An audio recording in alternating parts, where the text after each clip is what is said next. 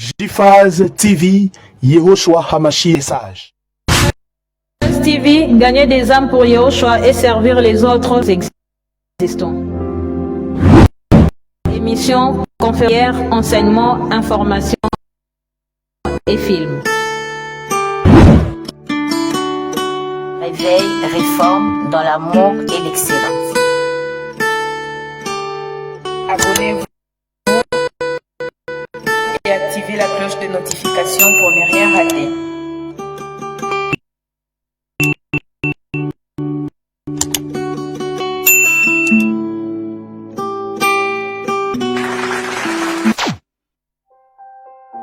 Surnaturel est le naturel pour toi, mon Dieu. Nous le voulons en ce lieu. Surnaturel est le naturel pour toi, mon Dieu. Nous le voulons en ce lieu.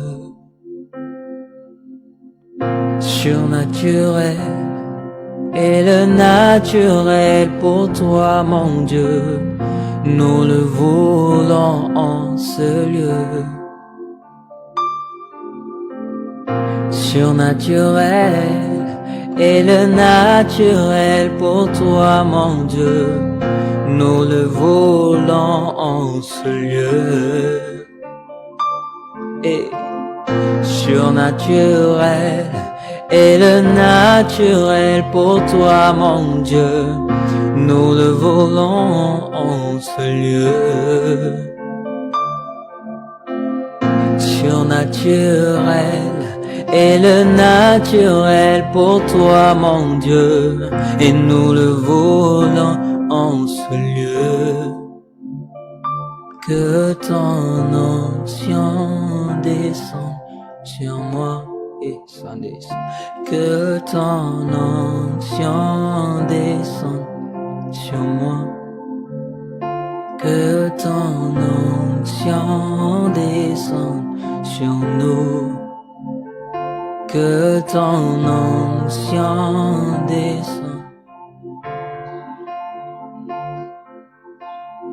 surnaturel. Que ton onction Et le naturel descende sur nous ce matin. Nous avons besoin de toi. Nous avons besoin de ton esprit. Descends, Saint-Esprit, manifeste-toi. Oh Rabasha,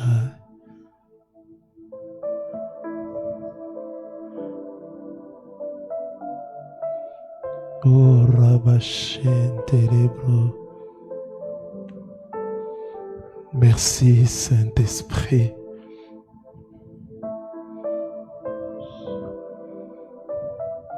Merci Saint-Esprit.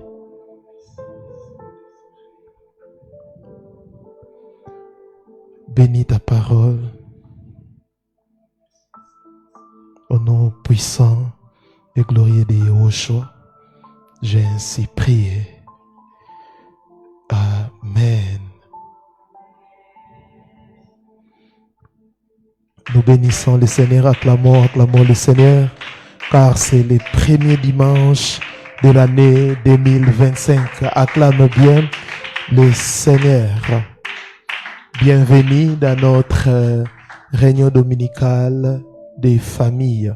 Je vous salue au nom précieux de notre Adonai Yehoshua Hamashiach. Je salue nos bien-aimés qui nous suivent en direct sur les réseaux sociaux, mais aussi sur notre chaîne.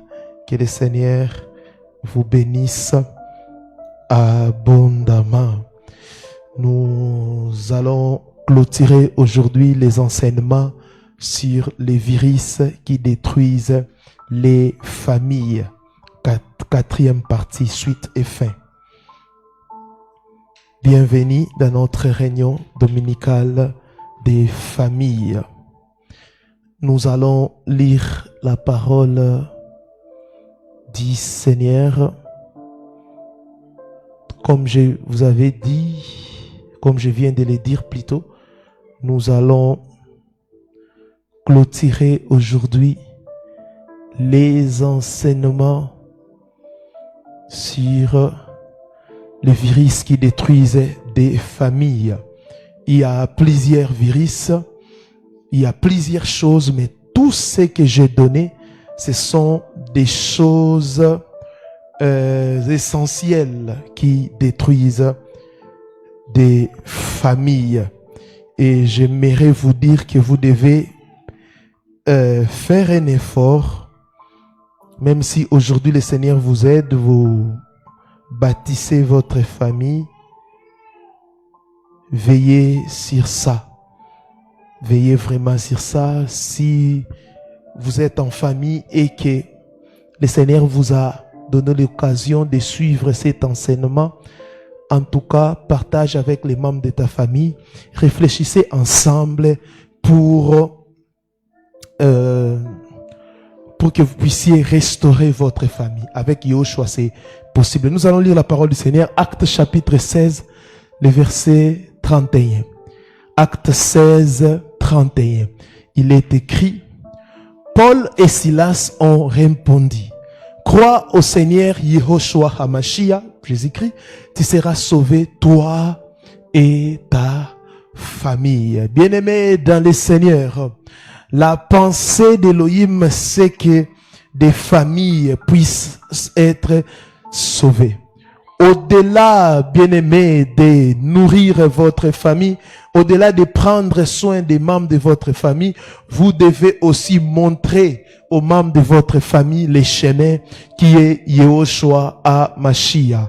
Car si une personne croit au Seigneur Yahushua HaMashiach, il sera délivré des péchés et du péché adamique, et cette personne recevra les dons du salut, et cette personne va vivre conformément à la parole du Seigneur. Ça va vous épargner de beaucoup de choses. Chers parents, c'est bien de prendre soin des enfants, c'est bien de les nourrir, c'est bien de les inscrire dans des bonnes écoles. Au-delà de ça, vous devez présenter à vos enfants l'agneau d'Élohim qui ôte les péchés du monde. Au-delà, chers enfants, de prendre soin de vos parents, c'est une très bonne chose. Mais au-delà de ça, vous devez présenter à vos parents l'agneau d'Élohim qui ôte les péchés du monde. Au-delà de faire tout ce que nous faisons pour les membres de notre famille, nous devons aussi les présenter la solution d'Élohim pour les péchés de l'humanité. Nous devons les faire parce que sans la connaissance de Yahushua, nous aurons des familles problématiques. Mais quand vous présentez l'agneau d'Élohim, il vous enseignera toutes choses. J'ai donné 11 choses qui détruisent des familles. Aujourd'hui, je vais donner la 12e chose. Nous avons parlé de beaucoup de choses, mais ce matin, je vais parler de trois ou quatre choses. Je crois 3 choses. 12e, l'inceste. L'inceste. L'inceste est un rapport sexuel entre apparentés. Et nous avons beaucoup de cas entre parents et enfants, entre enfants et parents, y compris des demi-frères et des demi-sœurs, entre grands-parents et petits-enfants, ou encore entre oncles et tantes et neveux ou nièces. Dans la Bible, nous avons aussi plusieurs cas d'inceste. Ce qui est connu, c'est dans 2 Samuel, le verset 13e, l'inceste d'Amnon, qui avait violé sa sœur Tamar. Et l'inceste a beaucoup de conséquences. L'inceste détruit des familles. Il est écrit, je vais lire le verset 20e jusqu'au verset 22e. Absalom, son frère, lui dit, Amnon, ton frère a-t-il été avec toi? Maintenant, ma sœur, tais-toi, c'est ton frère. Ne prends pas cette affaire trop à cœur. Et Tamar, désolé, demeura dans la maison d'Absalom, son frère. Le roi David apprit toutes ces choses et il fut très irrité. Absalom ne parla ni en bien ni en mal avec Amnon, mais il le prit en haine parce qu'il avait déshonoré Tamar, sa sœur. Absalom, le frère de Tamar, quand il a appris que c'est Amnon qui a violé sa sœur Tamar, la Bible dit Absalom ne parla ni en bien ni en mal avec Amnon, mais il le prit en haine. Alléluia. Vous voyez, l'inceste a engendré la haine. L'inceste a engendré la haine. Aujourd'hui, dans des familles, il y a plusieurs choses qui se passent. Et surtout des gens qui sont riches, des oncles qui sont riches. Toi, l'oncle, tu couches avec ta nièce parce que tu as beaucoup d'argent. Papa, tu couches avec ta fille. Et il y a même des filles. À ce qui concerne l'inceste, aujourd'hui, il y a aussi l'homosexualité. Des filles, des hommes qui couchent entre eux. C'est aussi l'inceste. Et une abomination. Entre vous, des cousines, vous êtes devenues des lesbiennes. L'inceste a détruit beaucoup de familles. Surtout lorsque l'inceste produit des fruits. C'est pour cela, vous devez faire très attention. Surtout lorsque l'inceste produit des fruits. Papa, tu couches avec ta fille, elle tombe enceinte. Maman, tu couches avec ton garçon, et toi, tu tombes enceinte plutôt. Et comment l'enfant là va t'appeler? Vous voyez, ça crée des troubles, des désordres, des malédictions. L'inceste amène la malédiction dans des familles. L'inceste amène la malédiction dans des familles. C'est pour cela, papa, maman, éduquez bien vos enfants.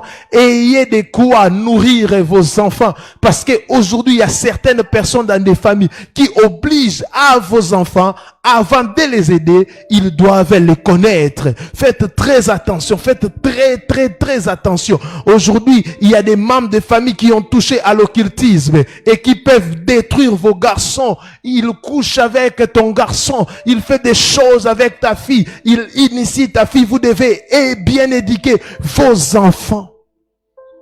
Parce que quand l'enfant aime trop l'argent, il va céder, elle cédera. Quand l'enfant a l'amour de l'argent, il cédera. L'inceste détruit des familles. L'inceste détruit des familles. C'est parmi des virus qui détruit des familles, qui amène la malédiction, qui déchire des familles. Aujourd'hui, il y a des familles qui ne se rencontrent plus à cause de l'inceste. Aujourd'hui, il y a des familles qui ne sont plus en bon terme à cause de l'inceste. Faites très attention. Évitez si possible l'inceste. Et il y a des frères et sœurs qui manipulent leurs frères, leurs sœurs, en envie de coucher avec leurs sœurs. Et toi, papa, tu as touché à l'occultisme. On te dit de coucher avec ta fille, de coucher avec ton fils.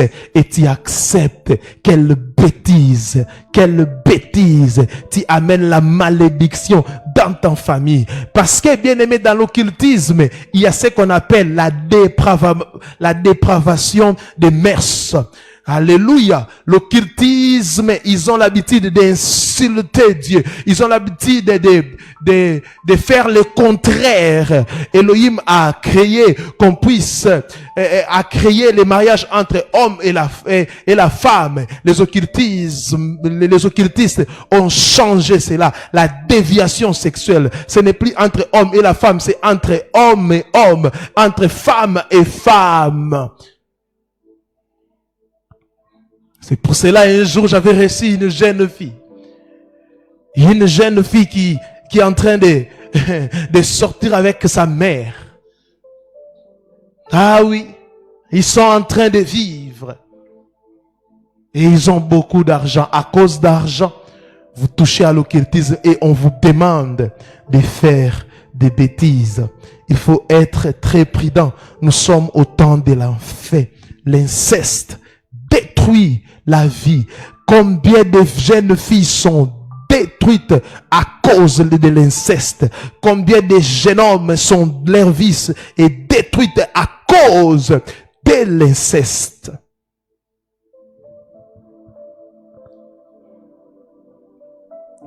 Toi qui as connu cela, que Yehoshua puisse te guérir, que Yehoshua puisse te restaurer.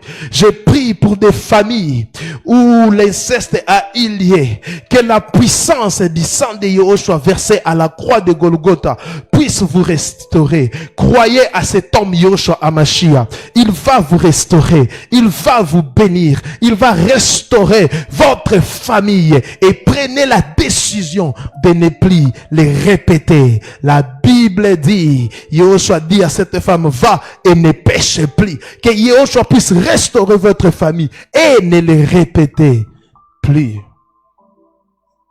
Ne pense pas que si Yehoshua te restaure, du coup la famille va t'accepter ou du coup il y aura réconciliation. Certaines choses demandent le temps. Il faut beaucoup prier parce que l'inceste déchire, l'inceste brise des familles. Et Elohim a interdit l'inceste. Elohim a interdit, c'est une abomination, c'est interdit. La Bible même dit, tu ne verras pas la nudité de ton père, de ta mère, de ta sœur, tu ne les verras pas.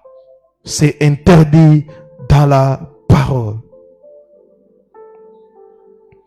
13e chose, 13e virus qui détruit des familles, les blessures émotionnelles.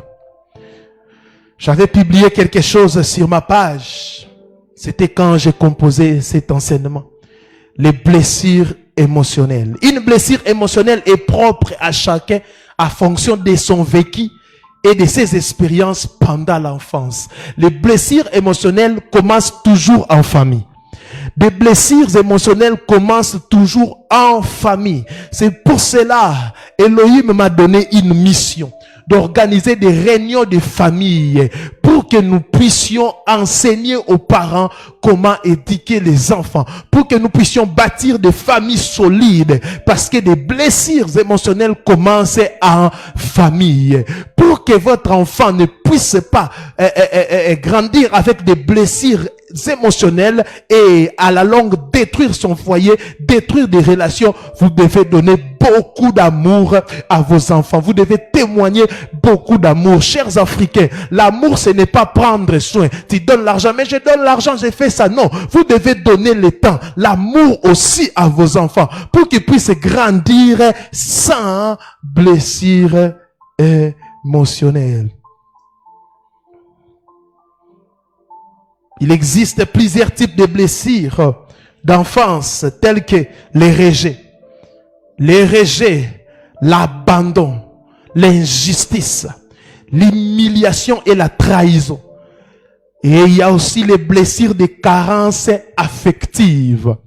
Maman, tu ne donnes pas l'amour à tes enfants. Maman, tu ne donnes pas l'amour à tes garçons. Papa, tu ne donnes pas l'amour à tes filles. Il y aura une carence émotionnelle. Je disais les rejets. Un enfant qui a été rejeté depuis son enfance. Un enfant où les parents ont renié la grossesse. Cet enfant va grandir avec un sentiment de rejet. L'abandon. Maman, tu abandonnes ton fils, tu abandonnes ta fille. Non, va chez la grand-mère. Mais la grand-mère t'a déjà élevé. Toi aussi, élève tes enfants. L'abandon, c'est aussi quand vous avez des parents qui ne vous donnent pas le temps. Ces parents-là sortent le matin et ils rentrent le soir. Ils ne connaissent pas ce que les enfants ont traversé. C'est pour cela beaucoup des enfants ont été violés comme ça. Parce que les parents ont abandonné les enfants à leur triste sort. L'injustice. Quand les enfants grandissent, souvent quand l'enfant remarque l'injustice, cet enfant grandira avec des blessures émotionnelles. Il y a des coups qu'il reçoit parce que vous dites, elle est l'aîné, il est l'aîné, il doit subir ça, il doit faire ça. On doit privilégier. Ne privilégiez, chers parents, il faut pas privilégier tel enfant ou tel enfant. Il faut éduquer les enfants selon la parole du Seigneur. Donner l'amour. Et s'il y a un problème, apprends à écouter et à discerner et à rendre justice. Ne sois pas toujours prompt à condamner, prompt à parler ou à dire que tel a fait, c'est toujours elle. Combien des enfants ont été tabassés, mais il n'a rien fait, elle n'a rien fait. Surtout quand vous avez un enfant qui est malin, il fera tout pour que la faute puisse tomber sur l'autre. Et cet enfant grandira avec un sentiment de vengeance. Il croira que le monde est rempli de l'injustice, l'humiliation et la trahison. Je ne comprends pas des parents africains. Insulter l'enfant. Tu es là pour humilier l'enfant. L'enfant a un problème. À 10 ans, 11 ans, il fait pipi au lit. Et toi, tu prends ces choses, ces draps, tu dis, tu exposes ça. Et tel a fait pipi, tel avait fait pipi. Il faut faire ça, il va abandonner. Mais depuis que tu fais ça, est-ce qu'il a abandonné? Vous pensez que c'est l'humiliation qui change l'enfant? Non. L'humiliation d'ailleurs, l'enfant va se replier. L'enfant va grandir avec des traumatismes. Quand l'enfant a un problème, il faut approcher l'enfant. Il faut parler à l'enfant. S'il faut chercher, peut-être d'autres enfants, c'est un problème médical. D'autres enfants aussi, c'est peut-être la sorcellerie. Au lieu d'aider l'enfant, à mener l'enfant chez un homme de Dieu, pour que vous puissiez prier ou à l'hôpital, toi tu humilies l'enfant, tu humilies, tu commences à humilier l'enfant par des paroles blessantes, tu dénigres l'enfant devant ses amis, parfois même devant les amis de l'école. Tu insultes ton enfant bourrique, zoba, tu l'insultes à tout moment. Il grandira avec des blessures. Et la trahison. La trahison. Tel membre de famille te trahit. Telle personne te trahit. Tu as fait du bien à telle personne et il t'a trahi. Il t'a trahi. Les blessures des carences affectives. Carences affectives. Les parents sont toujours partis. Les conséquences des blessures émotionnelles en famille. Les conséquences des blessures émotionnelles. 1. Les manques de pardon. Souvent, on cherche à réconcilier des familles. Et vous allez entendre des gens dire, non, moi je ne peux jamais pardonner telle personne. Je ne peux jamais. Les manques de pardon. Les manques de pardon, les conséquences des blessures émotionnelles en famille, les manques de pardon. Vous allez attendre les grands frères et les cadets ne se parlent plus. La grande sœur et telle tante ne se parlent plus. Telle personne et telle personne ne se parlent plus. Ils ont des problèmes, ils ont des conflits. Les manques de pardon. Deuxièmement, la peur. La peur. Un enfant qu'on a humilié, un enfant qu'on a dénigré, grandira avec la peur. Grandira avec la peur. Il grandira avec la peur. Troisièmement, la colère. La colère, très irritable. La colère. La colère.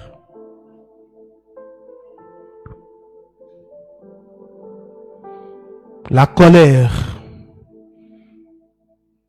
Bien-aimé, j'ai l'habitude de dire, si votre comportement a changé depuis que vous avez connu un problème, vous avez une blessure émotionnelle. Il y a des gens qui sont colériques, cela cache une blessure intérieure. On l'a jamais donné la parole quand elle était enfant. Elle a grandi sans l'affection des parents. Cet enfant sera colérique. Quatrième chose, les pleurs interminables. Il y a des gens comme ça, je ne sais pas si vous connaissez, ou peut-être vous-même vous êtes comme ça. un petit problème, elle commence à pleurer. En réalité, elle ne pleure pas pour ses problèmes. Elle se rappelle ou il se rappelle de ce qu'il a vécu dans son enfance. Et vous allez attendre cette personne. Ma vie, c'est toujours comme ça. Je suis une mauvaise personne. Je suis une mauvaise personne. Des pleurs interminables. Et quand Pierre a renié Yoshua, Pierre avait des blessures. Et Pierre, qu'est-ce que Pierre a fait? Pierre a pleuré. Pierre a pleuré pendant beaucoup de temps. Pierre a pleuré, a pleuré, a pleuré. Des pleurs interminables cachent des blessures intérieures. 5. Manque de confiance. Un enfant qui a grandi avec un père infidèle, avec une mère infidèle, il aura toujours, il n'aura plus confiance aux femmes et aux hommes. Ah oui. Papa, l'infidélité que tu fais, les enfants aussi connaissent. Ta fille ne fera jamais confiance à son mari. Il cherchera à les contrôler, à fouiller son téléphone, à se rassurer toujours. Pourquoi? Ce n'est pas elle. Ce sont des blessures réussies. Et si vous épousez un homme qui a grandi avec une femme adultère, une femme qui trompait son mari, maman, vous allez vivre une jalousie maladive. À tout moment. Et souvent, c'est genre des hommes. Non, moi, j'aime pas que la femme travaille. J'aime pas que la femme travaille. Pourquoi? Parce que quand sa mère a commencé à travailler, c'est à ce moment-là qu'elle a commencé à tromper son père. Et elle aussi grandit avec un sentiment de père. Il n'a plus confiance aux gens. Il n'a plus confiance aux gens. Un enfant qui sait que son père est mort par empoisonnement, il vivra avec réticence. 6e chose, 6e conséquence, la timidité. La timidité. Ah oui. Il y a des enfants qui sont timides, réticents. On l'a jamais donné la parole. Jamais, jamais. Même en famille, quand elle essaye de donner sa version ou de s'expliquer, tais-toi, tais-toi, laisse, tais-toi, tais-toi, tais-toi, tais-toi. Un enfant comme ça sera toujours timide. Bien-aimés, le monde dans lequel nous vivons ne vous fait pas de cadeaux.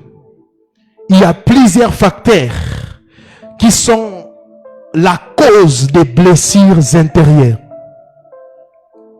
C'est-à-dire des chocs émotionnels, des frustrations que nous rencontrons. Les exemples sont légion dans la Bible, des blessures ainsi que de leurs conséquences néfastes. Comme je vous ai dit, le cas d'Absalom qui venge sa sœur abusée. Tamar en est une illustration éloquente.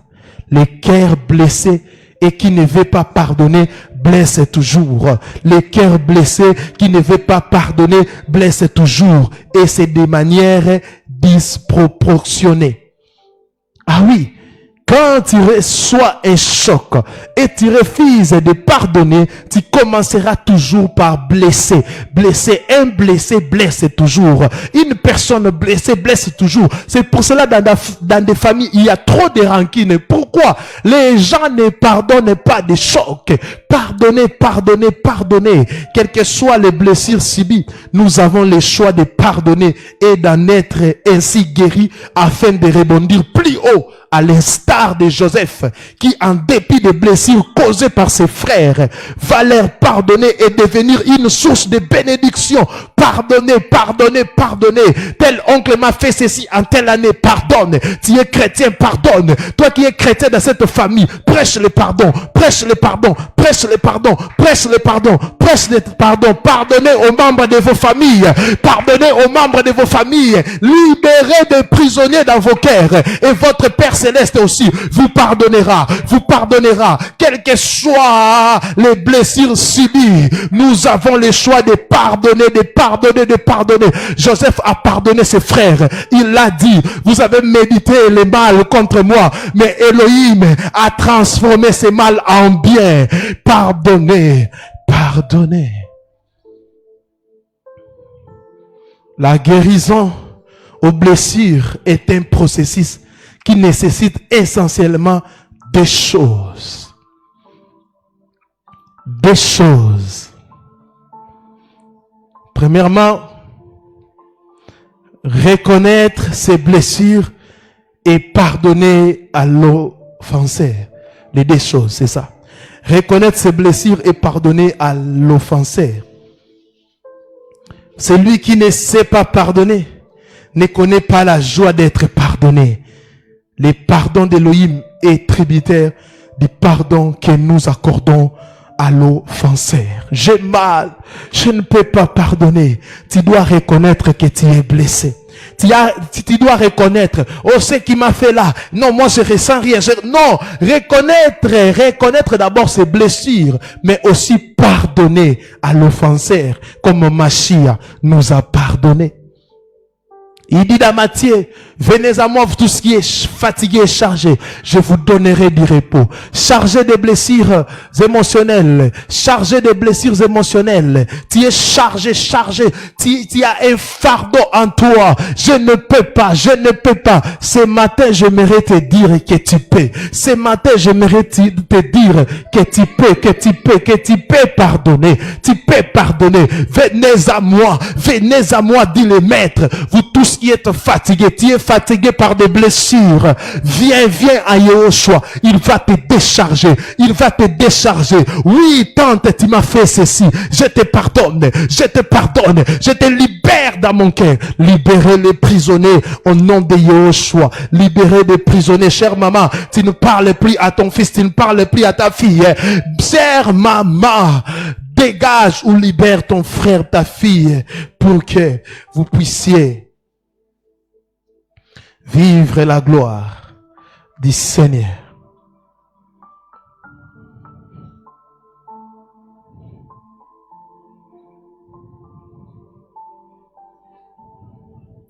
Quatorzième chose, je crois que nous allons finir par là.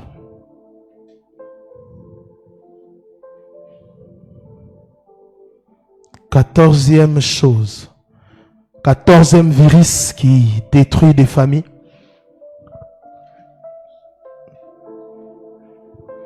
Les divorces.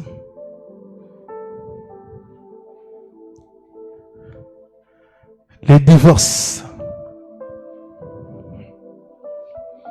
Le Seigneur dit ceci dans Malachie chapitre 2, le verset 16e. Car j'ai hais la répudiation. Malachie 2, 16. J'ai hais les divorces, dit l'Éternel, le Dieu d'Israël, et c'est lui qui couvre de violence son vêtement, dit l'Éternel des armées. Prenez donc garde en votre esprit et ne soyez pas infidèles. J'ai hais les divorces. Ce n'est pas en vain que le Créateur puisse dire que j'ai hais les divorces. J'ai hais les divorces. Il dit clairement, j'ai hais les divorces. J'ai hais les divorces. Bien-aimés, si vous ne savez pas, le divorce a détruit plusieurs familles. Pour éviter le divorce, vous devez faire un bon choix. Non seulement faire un bon choix, vous-même aussi vous devez être la bonne personne. Souvent les gens cherchent la bonne personne, mais eux-mêmes ne sont même pas une bonne personne. Les divorces détruisent surtout la vie des enfants. Les divorces engendrent des conflits et créent des troubles. Vous êtes unis par alliance. Vous êtes devenus déjà une famille et vous vous séparez. Et des familles ne savent plus quoi faire. On se rencontre comme ça, au lieu de se saluer, on commence à se chamailler. Les divorces créent des troubles, créent des troubles, créent des troubles. Et la femme ou l'homme que tu épouseras aimera tes enfants. Il y a des gens comme ça, même avant de divorcer, elle est en train de vivre avec une femme, ou la femme est en train de vivre avec un autre homme. Tu crois à tout ce que cet homme te dit? Est-ce que tu crois? Tu es d'abord marié, une femme mariée. Cet homme est venu pour te draguer. Il t'a vu marié. Est-ce que tu peux faire confiance à cet homme? Tu peux faire confiance à cette femme qui te dit divorce, divorce pour venir m'épouser, divorce, divorce. Elle le fait semblant. Elle achète des choses à tes enfants pour t'embryer. J'aimerais vous dire une chose. On ne change pas. La mère qui t'a mise au monde ou les pères. Tu peux chercher un autre père, tu dis, non, moi je veux divorcer, tu épouses. Est-ce que cet homme-là aimera tes enfants? Il peut les prendre en charge. Et il y a aussi plusieurs incestes qui viennent dans des foyers comme ça. Tu amènes un voyou, tu divorces, tu amènes un voyou, il commence à violer tes enfants. Tu divorces, tu amènes une autre femme. Mais cette femme, dès qu'elle arrive, tel est sorcier, tel est sorcière, tel enfant, tel enfant, tel enfant, tel enfant. Elle va privilégier ses enfants. Et les enfants vont commencer à pleurer. Les enfants n'auront plus l'affection avec leur père. Oh non, je vois que vous êtes en train de nous déranger. Hein. Allez vivre chez les grands-parents ou allez vivre chez votre mère. Et les enfants sont abandonnés. Les enfants sont abandonnés. S'il vous plaît, chers couples, évitez les divorces. Si cela est possible, évitez les divorces. Le Seigneur a dit, juste la parole du Seigneur a dit que c'est la mort qui sépare les époux. C'est la mort qui sépare les époux. Alléluia, alléluia, c'est la mort. Quand vous prenez l'engagement, et surtout les mariages où vous avez des enfants, vous ne vivez plus pour vous-même, mais vous vivez pour les enfants, pour les enfants, pour les enfants, pour les enfants. Le mariage n'est pas pour les enfants. Le mariage n'est pas pour des jeunes filles et des jeunes garçons. Parce qu'un enfant ne réfléchit pas sur les conséquences de ses actes. Un enfant peut poser un acte sans réfléchir. Et le mariage n'est pas pour les enfants. Le mariage, ce n'est pas pour les enfants. C'est pour des matures, c'est pour des adultes. C'est pour des gens, avant de poser un acte, il réfléchit. Avant de poser un acte, il réfléchit sur les conséquences. Aimez vos conjoints. Aimez vos maris, aimez vos femmes. Démontrez l'amour. Et les enfants grandiront avec amour. Et les enfants grandiront avec assurance. Et les enfants seront épanouis.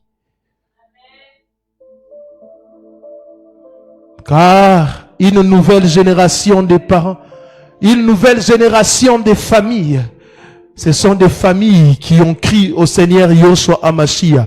Et ce sont des familles qui vivent heureux. Quel que soit leur revenu, ils sont heureux. Pourquoi? Leur bonheur ne dépend pas des biens de ce monde, mais leur bonheur dépend de Yoshua Hamashiach.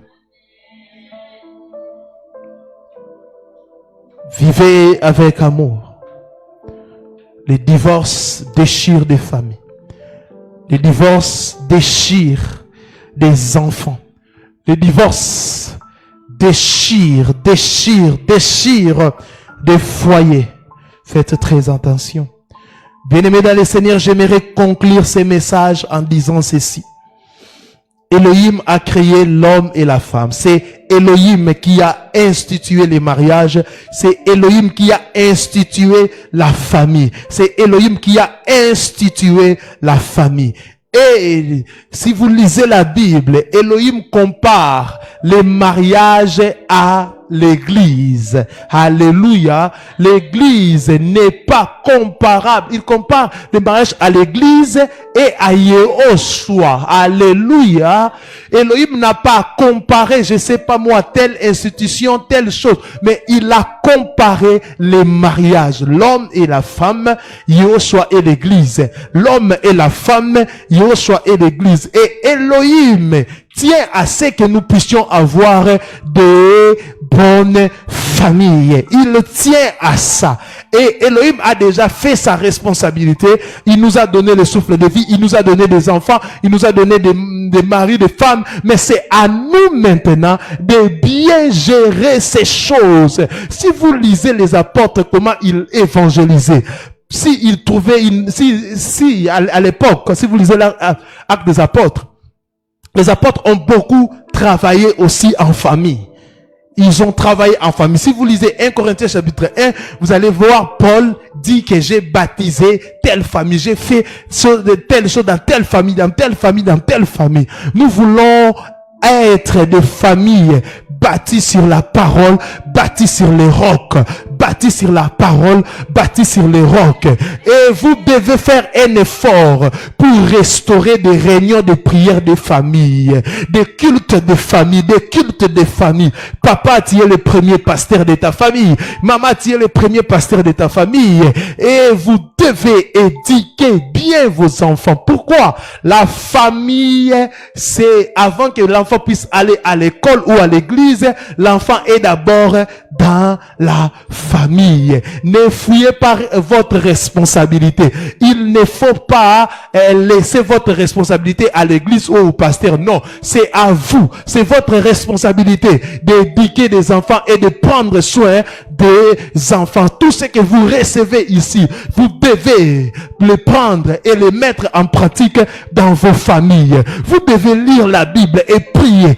Papa, parents, bénissez vos enfants. Déclarez des paroles prophétiques sur vos enfants. Yahweh vous a donné ces pouvoirs. Yahweh vous a donné ces pouvoirs. Vous avez le pouvoir de déclarer sur vos enfants. Je déclare sur mon fils, je déclare sur ma fille que telle chose n'arrivera pas. Tu seras béni, tu seras béni. Il faut parler. Déclarer au nom de Yehoshua sur la vie de vos enfants. Et la vie de vos enfants changera. La vie de vos enfants changera. Priez et gênez. Et parfois, il faut apprendre aussi à vos enfants le respect lié au sacré. Je veux qu'on finisse de ce message, Seigneur. Yehoshua, bénis des familles. Bénis des familles, restaure des familles. Que des familles puissent prendre conscience que c'est toi seul l'initiateur des familles. Tu aimes et tu protèges des familles. Tu fais que nous puissions vivre dans l'unité, Seigneur. Je prie pour des familles qui sont déchirées. Seigneur, restaure des familles. Restaure des couples qui sont en voie de divorce. Restaure ces couples. Restaure ces couples. Restaure ces couples. Restaure ces couples. Restaure ces couples. Au nom puissant et glorieux de Yehoshua. Restaure ces couples. Restaure ces couples. Restaure des couples. Oh Rabasha Barabasha. Tout ce qui est comme virus. Je prie que l'antivirus qui est Yehoshua puisse vous aider à supprimer des virus, à supprimer ce qui est comme divorce, à supprimer des querelles, à supprimer des paroles dévalorisantes, à supprimer, Père éternel, tout ce que nous avons enseigné comme virus, au nom de Yehoshua, au nom de Yehoshua, au nom de Yehoshua, au nom de Yehoshua, au nom de Yehoshua. Sharabakare brokaria barabakaya materiobosha sile roshaya. Oh Seigneur, ce matin, restaure des familles. Lève-toi là où tu es, on va prier. Restaure des familles. Restaure. Restaure au nom de Yahushua. Restaure au nom de Yahushua. Restaure au nom de Yahushua. Restaure au nom de Yahushua.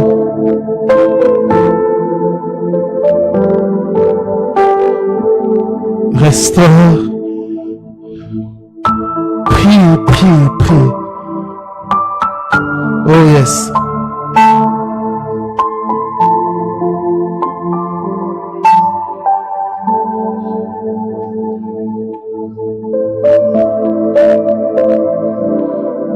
Le Dieu des esprits des prophètes.